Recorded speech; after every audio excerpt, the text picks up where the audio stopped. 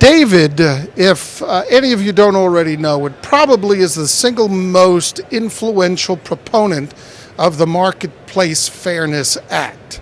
David, congratulations. You have helped accomplish something very significant, but the road isn't over yet. So why don't you take a moment and tell us where we're at and a little bit about what it took to get to the Marketplace Fairness Act. Sure. Let me start at the top because we're only halfway there. But basically, marketplace fairness is something that's very important to the shopping center industry.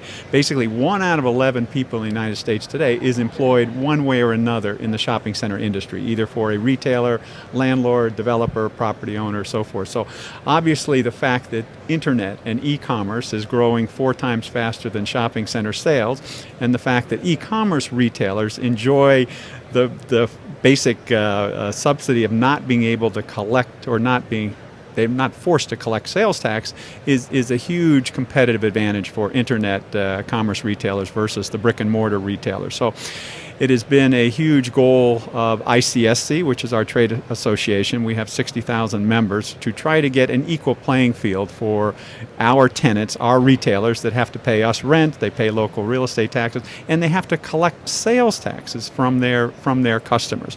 So just as an example, look at the unfairness of a local bookstore that has to collect a $2 tax on a $10 book, and Amazon doesn't. So, and you can go right down the line, all sorts of mom and pop retailers that are forced to collect sales tax, whereas the big boys in the e-commerce world do not. So we think that's patently unfair.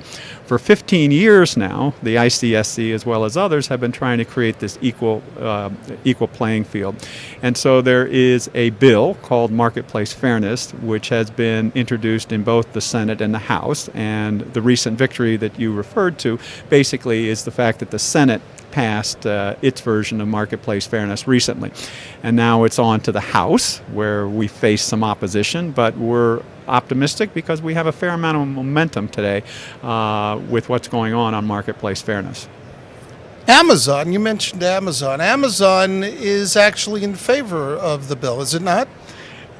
They are in favor ostentatiously, but they've enjoyed the fruits of not having to collect sales tax, and they are not voluntarily collecting sales tax now as we speak. They have basically cut deals with a number of states where they are collecting a sales tax, but more than 40 states they still do not collect sales tax for. So Amazon at least has stepped to the sidelines and has, on the surface, supported the bill. And there are other internet retailers that are much more strongly opposed, such as eBay and Overstock.com, which are much more vocal about their opposition. So I'll give credit to Amazon for standing aside, but by the same token, they are not collecting sales tax yet.